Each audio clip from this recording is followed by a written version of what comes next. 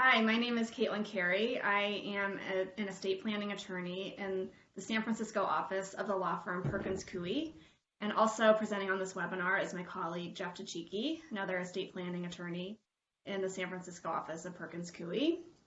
And before we get started, we just want to say a huge thank you to all of the frontline healthcare providers working during the COVID-19 pandemic who are listening. We are so grateful for your service and for the sacrifices that you're making. And this is our very small way of showing our appreciation.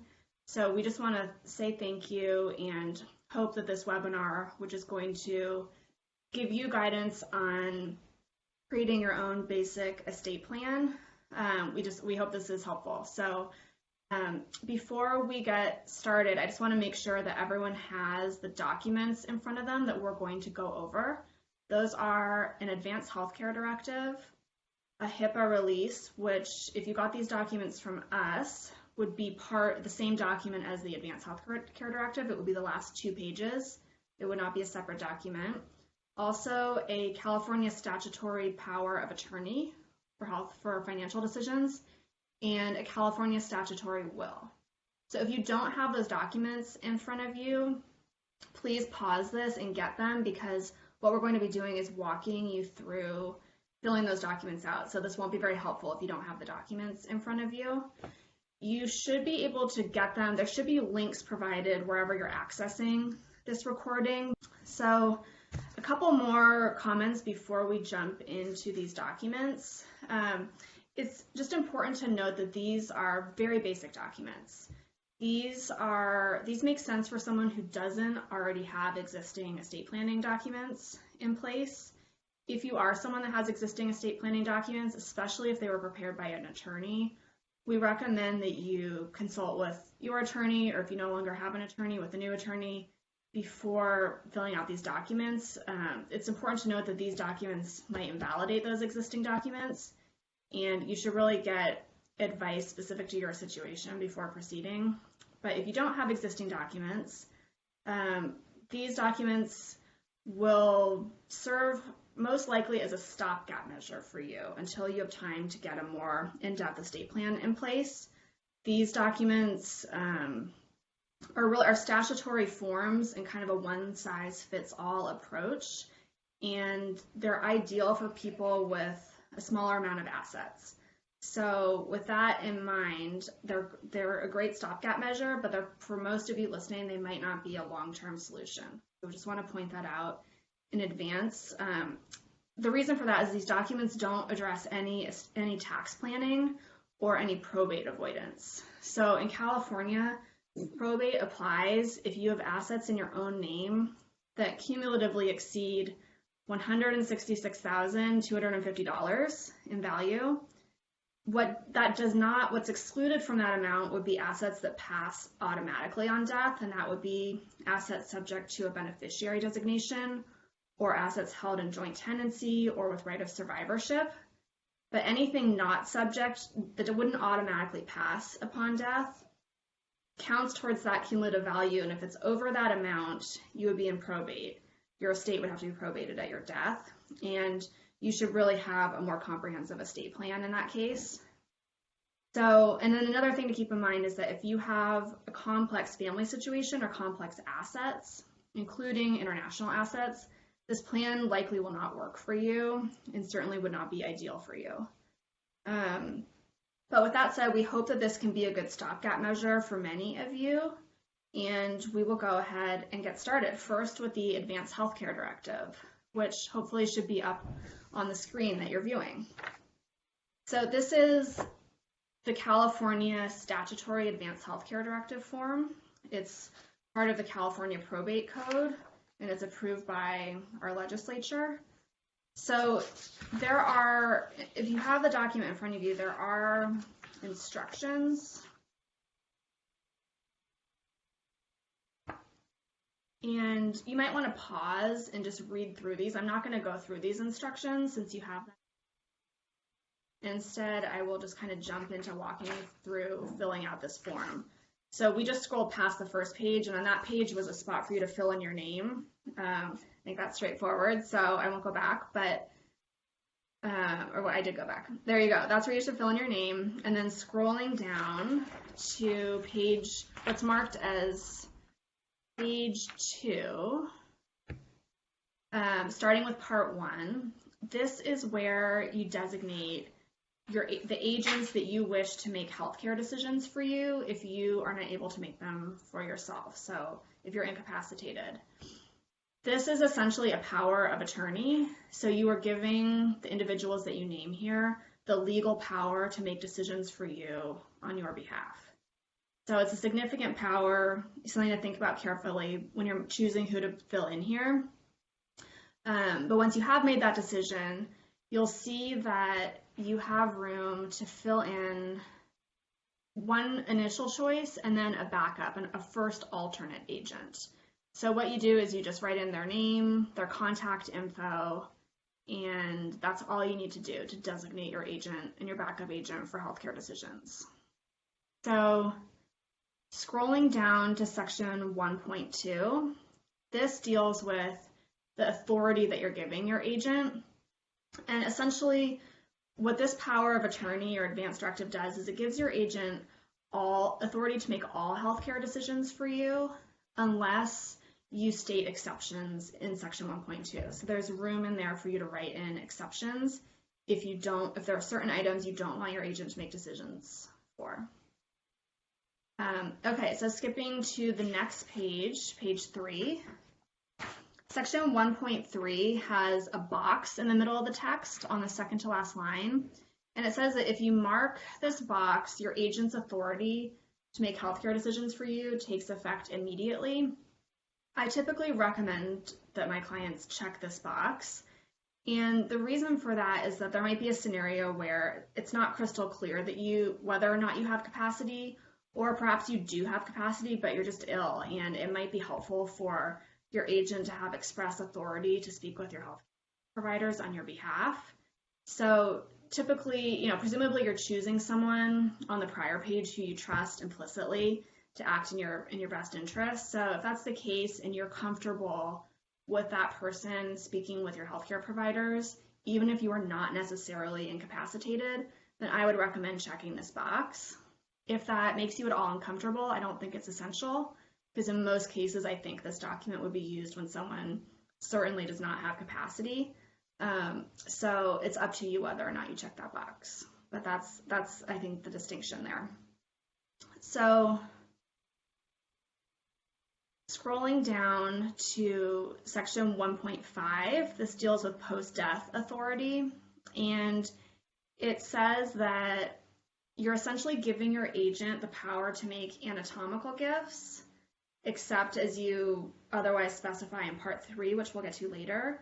And you're also giving your agent authority to direct disposition of your remains, except as you state here. So if you know for certain that you wish to be cremated versus buried or vice versa, this is a good place to write that in. You can simply write, I wish to be cremated, period. And it's a good idea to initial next to that, just to make it clear that it's you who wrote that in. Similarly, back up in 1.3, if you did check that box, it's a good idea to just throw your initials right next to it so it's clear that that was your check mark. And then scrolling down, 1.6 deals with nomination of a conservator of your person. And what you're saying here is that the persons that you listed on page 2 as your agent for healthcare decisions, those are also your choices for a conservator of your person if one needs to be appointed by a court.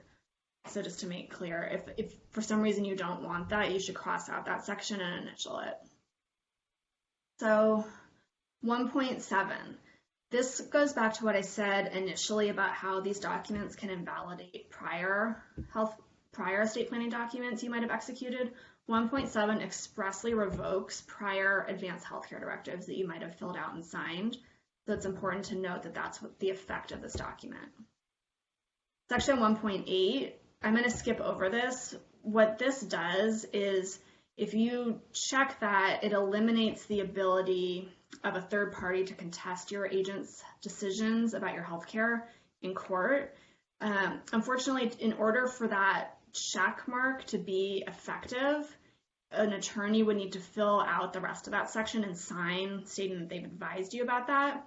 And because this is just a webinar, not an actual, legal engagement, I'm not able to sign that for anyone listening. So unfortunately, we need to skip that, and you should not check that box in 1.8. But if you have concerns about a family member or someone else in your life who you think potentially could cause problems or get in the way of your agent's decisions about your health care, I would recommend that you consult with an attorney and hopefully, about that section 1.8 and get their advice on it and potentially have them fill out that section for you and allow you to check that box. But without an attorney's signature, that 1.8 has no legal effect. So flipping over to page 4 now, part 2. This is the life support question, essentially.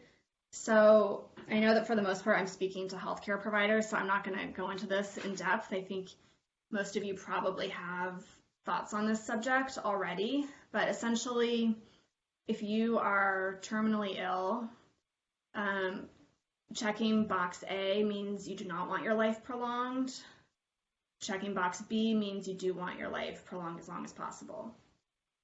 So you should check one of those boxes if you want to give your agent guidance on that subject. It's also fine if you're not sure, you can leave those boxes blank. And what that means is that you're leaving the decision up to your agents to decide. Of course, it's a very difficult decision to make on behalf of another person. So if you do have thoughts on it, it's helpful to provide guidance, but of course you don't have to. And again, if you check one of those boxes, please initial next to the check mark. So scrolling down to 2.2, relief from pain. What this says is that you direct that pain alleviation treatment be provided to you, even if it hastens your death, unless you state otherwise. So typically if someone has a religious belief against using morphine or similar drugs, they would want to fill in here that they do not wish to have those drugs administered to them. But if you're comfortable with that, then you would just leave it blank. And then in 2.3, this is kind of just a blank section for other wishes, where if there's something else you want your agent to know, if you're in a position where you are incapacitated and can't make decisions for yourself, if there are certain wishes that you would want carried out, I've seen people be really creative here. I've seen people say that, if they're in a coma, they want certain music playing. If they're, I've had a couple female clients who only have sons say that if they're, old and gray, they want to make sure their hair is done and that their nails are done. So anyway, you can be creative there. You can also leave it blank, but it's just room to express extra wishes about your care. And then part 3 at the bottom of the page is organ donation. So if you do not wish for your organs to be donated, then you should write that somewhere near 3.1 and in black and white state, I do not want any organs, tissues, or body parts of mine donated, and initial it. If you are comfortable with donation, you can check either A or B. A gives any needed parts. B is if you only wish to give certain parts, and you would need to write those in. And then assuming that you do check A or B, the next thing you need to look at is C. And section C, if you don't care how your donation is used, if you're comfortable with any use, leave it. You don't need to do anything. But for instance, if you only want your donation used for transplant, you would cross out therapy, research, and education. So if there's a use you are not comfortable with, you need to cross that one out. And then again, initial it, please. And same, I think I didn't mention this, but if you checked A or B, please initial next to that check mark. And then in part 4, there's room if you want to specify who your primary physician is. It's fine for you to do that. This is not essential at all. I think most of us, change primary physicians over the course of our lifetimes. It's not a static situation, so it's not necessary to fill this in, but if it's important to you and information you think you want to communicate to your agent, this is where you would fill that in. And then part 5 is signature. So this part's easy, except before you sign, you need to decide if you're having your signature witnessed by 2 witnesses, who are unrelated to you and who are not named as your agent in this document, or if you're going to have your signature notarized. So I'm scrolling down to section 5.3, which gives instructions about the witnesses. So this might be the easiest way for you to get this document fully executed is to use witnesses if you have access to two unrelated individuals right now, if they can watch you sign and then fill out this section and sign stating that they watched you sign. Otherwise, if it's possible for you to get to a notary, a lot of times UPS offices have notaries, and I believe that they're still open during the quarantine. That's another option for you, it's an either or. You don't need both. You either need two witnesses or you need a notary. So if you're having the document notarized, you can sign it ahead of time and then get it notarized. But if you're getting it witnessed, do not sign until you're in the presence of the two witnesses. So scrolling down here, this is the notary page. If you do choose that route, this is the page the notary needs to complete. And going back up to 5.3, if you chose to use two witnesses, this is the part that they need to complete. And make sure they complete the entire thing. They need to print their name, address, sign, date, and then down below in 5.4, at least one of the witnesses needs to sign here, but it's probably best to just have each of them sign. And what they're doing is they're swearing that they're not related to you and that they're not part of your estate plan in any way. And then part 6 is probably does not apply to any of you. This only applies to patients who are in a skilled nursing facility. And in that case, there are extra requirements for execution. So that most likely doesn't apply here. But if it does, please read this part carefully. And then scrolling down, notary page again. Finally, here's the HIPAA release. So I think most of you are probably healthcare providers. You're familiar with this, so I won't go into it. But essentially, this gives this document will give your agent access to your medical records, so that they can hopefully make an informed decision about your care if they're in that position to have to act for you. So assuming you're comfortable with signing a HIPAA release, you'll just date and sign here, and then print your name below the signature line. And that's it. So I'm going to hand it over now to Jeff for the financial power of attorney. Thanks, Caitlin. I'm going to bring up